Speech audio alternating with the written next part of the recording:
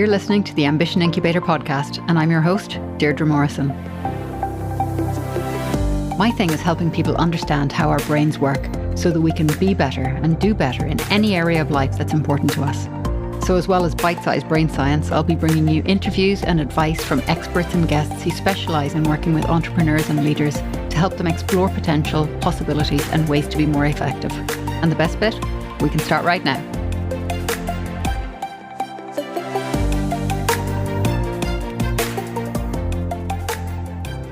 Before we start, I'd love to give a shout out to the work being done right now by one of my previous guests, Claire Tchaikovsky and her team at Human Milk.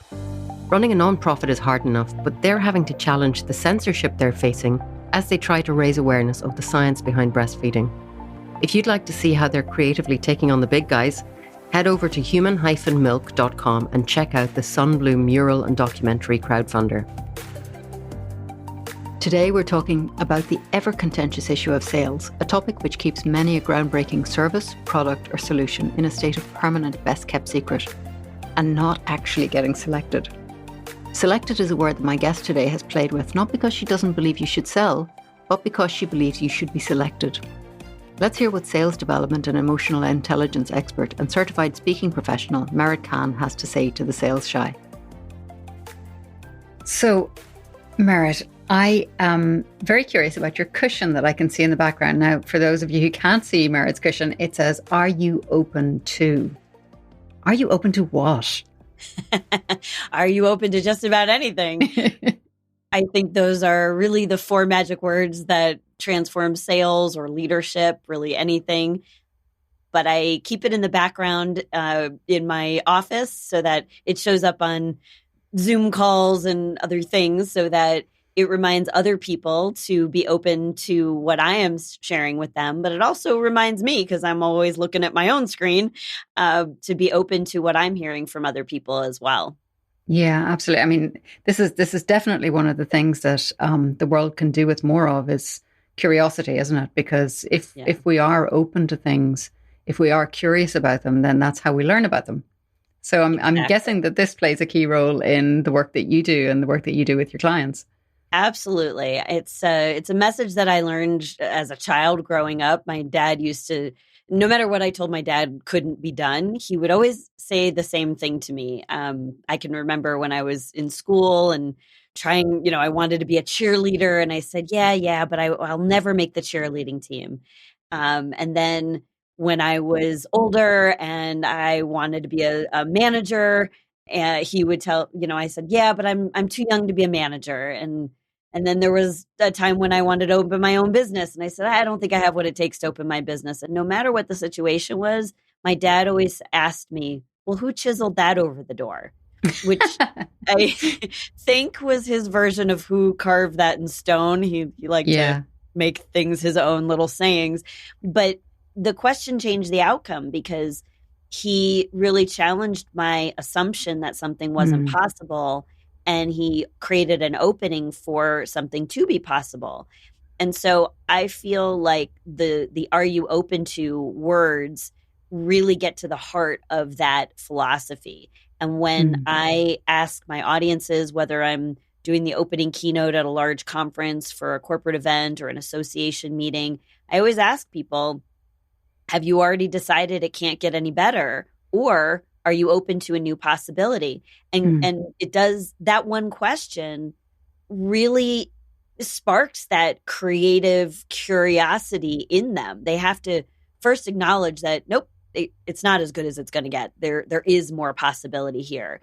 And am I open to a new possibility? Am I open to something else? Well, that is, it's hard to say no to that.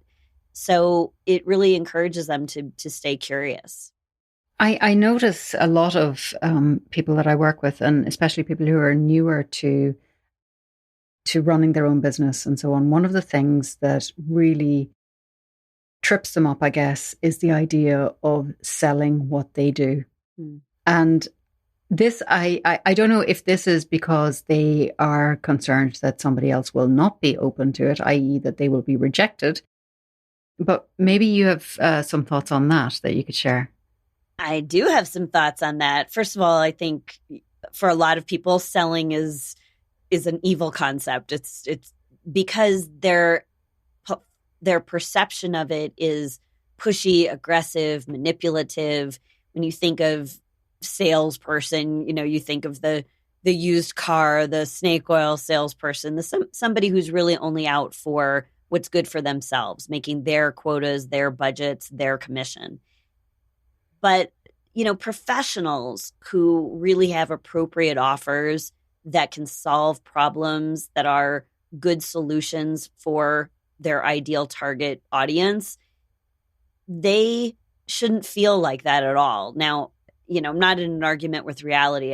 If you've grown up with the idea that salespeople are evil, I'm not going to just say, stop thinking that.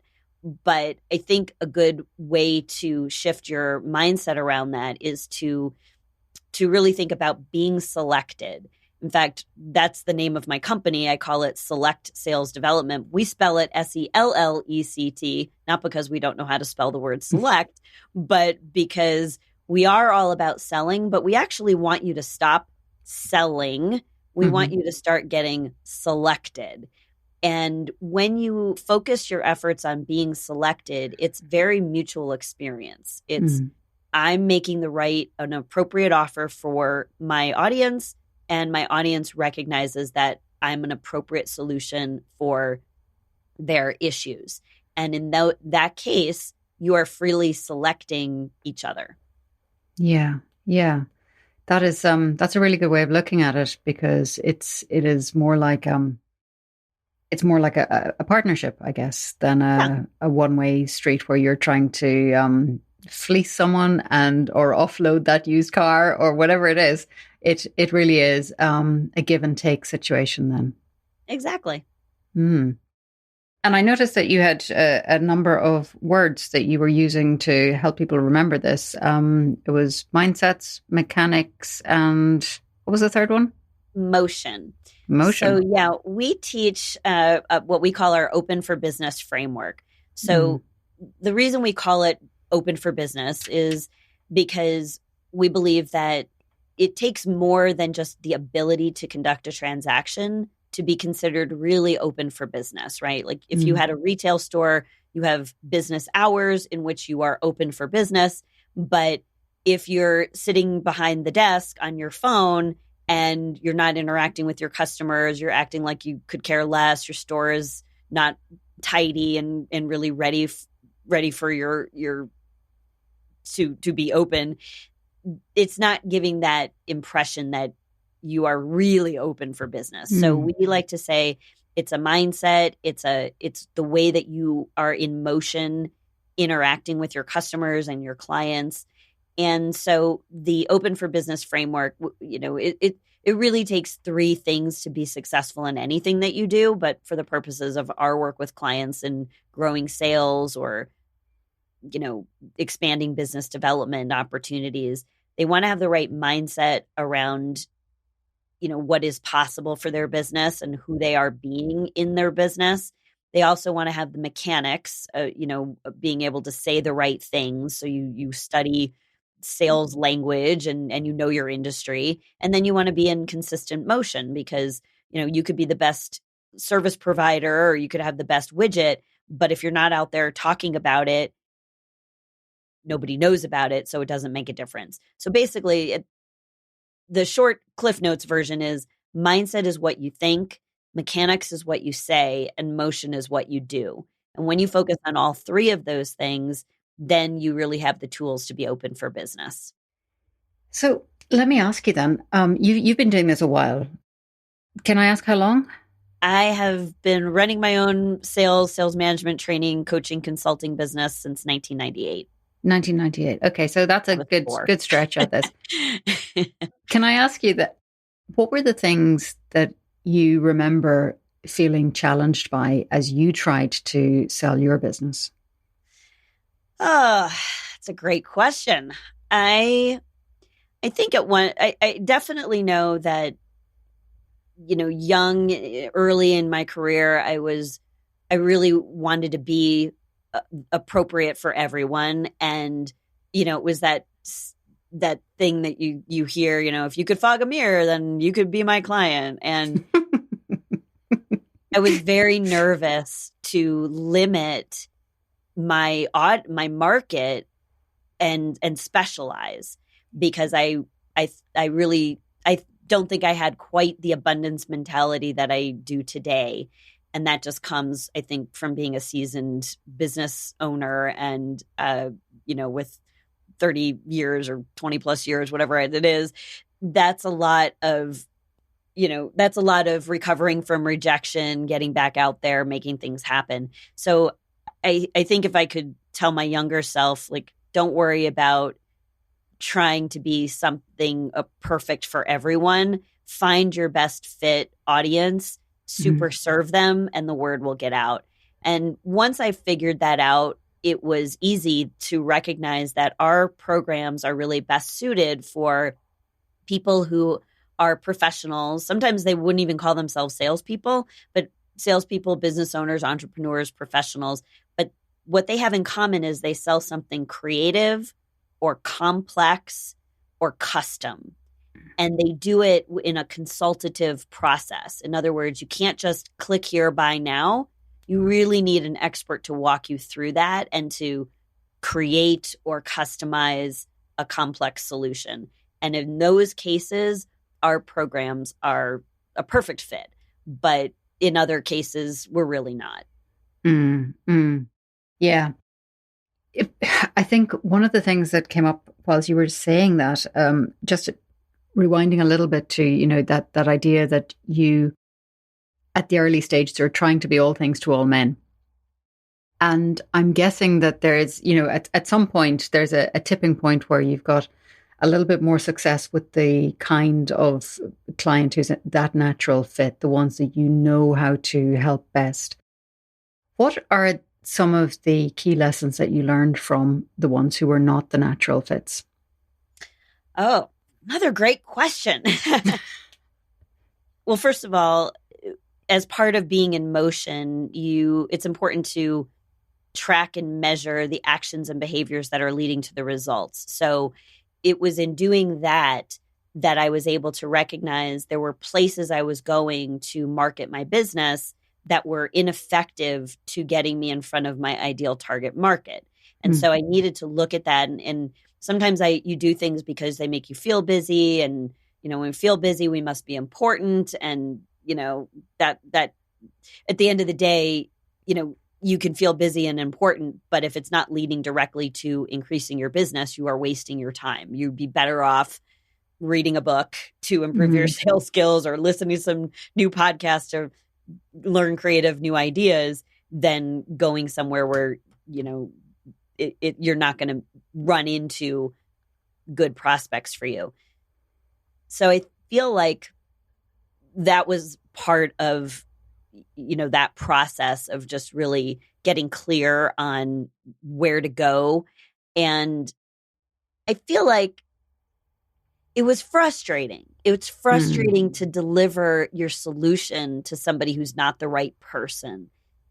And I think that was when we made the decision that it really had to be a complex, creative, or custom thing that they were selling. mm. I work with several different engineering manufacturing companies. This is not my background. I don't know a darn thing about it. I mean, like, it's hilarious to me. But one of my biggest clients is, they make bearings and shafting. These are things I never in my lifetime would have thought about, right? Yeah. But I don't need to know the ins and outs of the manufacturing process to know that they're selling to human beings who have challenges that frustrate, concern, overwhelm, irritate them. And Mm, so when I can take engineering people and help them talk about their products in language that real people can identify with, sometimes they're talking engineer to engineer, but there's a frustration. We need this bearing to be this certain size or have this heat resistance. And if it doesn't have that, the rest of our thing is going to collapse. And we've spent years developing this other thing. And so it's still pains that are at an individual level. And people need to understand that people might make decisions intellectually, but when they buy, it's emotional. And Mm. that's important to be able to identify. And so when we were working with people that weren't creative, complex, or custom, it was more of a commodity business. And our process was a little bit too involved, a little too cumbersome. It wasn't a real fit. And so we were trying to modify what we teach to fit their model. And it was a lot of extra work. They were never the happiest, most satisfied customers. And so we finally looked at it and said, okay, we're not super serving this audience. So let's stop going after them. Refer them on to somebody Mm. else who's, got a more of a cookie cutter, in our language, type of program, because they don't need the customization that we provide. Yeah, no, I totally get that. And I love that term that you've got, the super serve them, because that just, it really highlights, I guess, the hand and glove sort of level of attunement that you've got then with the client. And I think, from my own experience, when you've got that, it just runs well. You've got this kind of flow, I guess, between in communication with them. So yeah, I totally understand that. I wonder, Justin, you mentioned something there as well a little while ago about your own kind of journey, and you said that before you had this an abundance mindset, and you've mentioned frustrations and so on for clients who are not necessarily getting what they need. Now, I'm just wondering what your thoughts are, what your experience is with the step up from those kind of frustrations or worries or FOMO or whatever it is into that place where you actually think, you know what, it's going to be okay. We've got what we need. It's that abundance mindset. Well, first of all, I think from a tactical standpoint, going through an exercise where you actually look at what is your revenue goal and what's your average client worth, or what's your average sale worth, Mm-hmm. then you can kind of go, all right, I don't need to be the perfect fit for everyone. Let's just pick random numbers. If I wanted to make $100,000 and my offer is $10,000, I need 10 of them. So, okay, that's a whole lot different in terms of the way you go about your business. And I think that going through an exercise like that just helps you recognize quickly Mm. that you don't have to be constantly, hustling. You Yeah. can really focus on super serving, but also set an expectation with those clients that at some point, once we've solved your problem and you're super happy, would you be open to having a conversation with me about introducing me to other people in your industry or people that you network with professionally who might also be frustrated with some of the same things that you Mm. were before we started working together, and just open up a few doors for me. Yeah. And of course, again, I'm using those magic words, are you open to? People are generally going to be open to that. But the key here is, first you have to solve their problem. I think Mm. sometimes, we go in to ask for referrals and introductions too soon when we haven't really earned that. And I'm a believer in, serve first, and then you've earned that opportunity. Yeah. And I love what you're saying as well about, going through that tactical exercise and knowing what it is that your goal actually breaks down to. And I think that, from the sort of stuff I would be thinking about and working with people is one of the things that you've got when it's an entirely wide open field and it's just right. Okay, I've got to earn it's something woolly that's out there. It's very chaotic, and that's a very stressful place to be. And then when you actually sit and you look at those numbers and you kind of fence things off a little bit, it becomes a lot more structured. It becomes a lot more achievable. You start to get into those repeatable patterns that you can actually think, hey, that's actually quite manageable. If I think about it, 100,000 is actually 10 clients in this year or whatever. It Right. suddenly it's like that fog, that, just woolliness in your thinking starts to lift a little bit. And that makes a big difference, doesn't it? Absolutely. And I think that speaks to the first part of the Open for Business framework, which is mindset. So first, you want to get clear on your goals and your ability to believe that you can achieve that.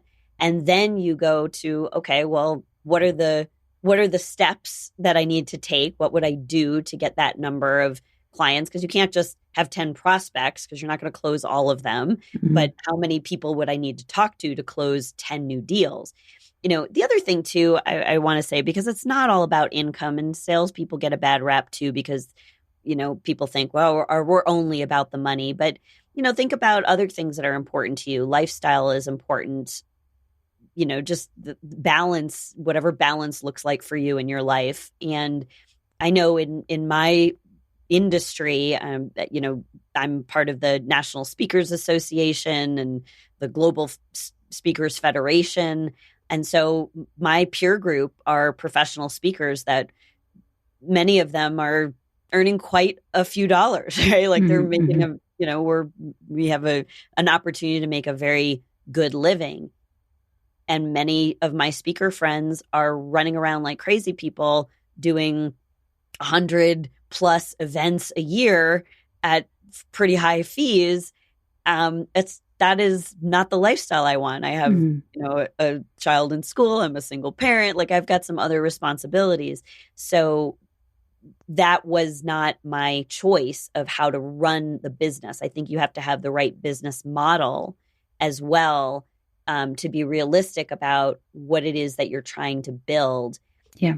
Now that my son is off to university in roughly 51 days, not that I'm counting, I have a lot more freedom, and maybe I will, beef up the marketing and, going Mm. after, business opportunities that require more travel. In 3 weeks, I'm leaving for Southeast Asia and I'm doing some business over Mm. there at a leadership summit. Well, that was not something I could do 2 years ago. And Mm. so, I think you want to just every 6 months or so, just take a reset. Am I on the right path? And am I open to a new path Mm. and shifting my focus? Yeah, yeah, and this idea that you've spoken about here about what the balance is for you and how individual that is for you, and the stage of life that each of us is at. It changes over time, and as well as that, what is right for me may not be right for you, may not be right for the next person, and actually understanding that what it is that we need for ourselves to create that right balance, that optimum place for us to be doing our work and having that balance between life and work and all the things that we want to accomplish. It's so important because if we try to do what somebody else is doing, if we try to push ourselves to be that other person or to be at that other place in someone else's life, then the whole pile of cards comes kind of crashing down, doesn't it?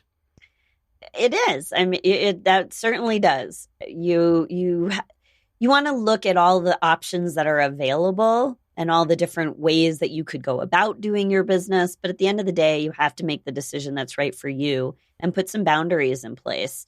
I have one friend who, really focuses her business in a regional way. And so she's happy to speak at an event, but it has to be within a 3-hour car drive for her. And another friend who, he really is focused on being an international celebrity speaker. And so he's doing business in Dubai.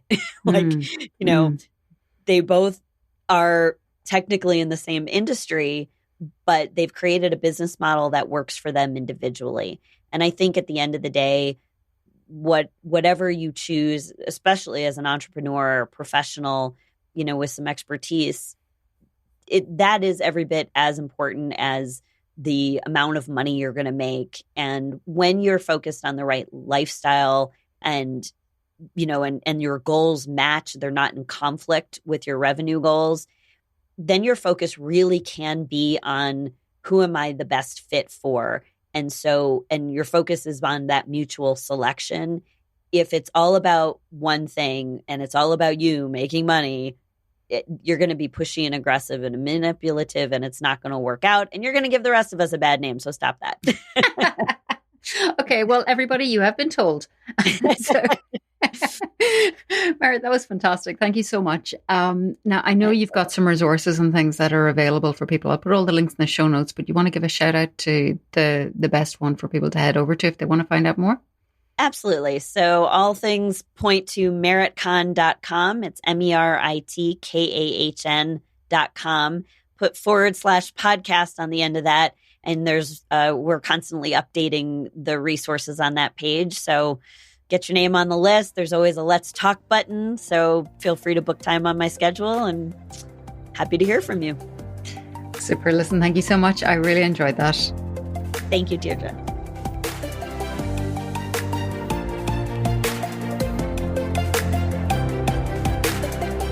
You're still here? Great. Look, I know there's a lot to choose from out there, so thanks for flying with Ambition Incubator Airlines. And I look forward to seeing you on board again soon. Seriously though, thank you for tuning in. My guests and I love hearing about what inspires you on the show and what advice has made a difference in your life or work and what you'd like more of. So get in touch. If you want to know about my other work, head over to ambitionincubator.com for details. And don't forget to hit subscribe for more great interviews, advice, and bite-sized brain science every week.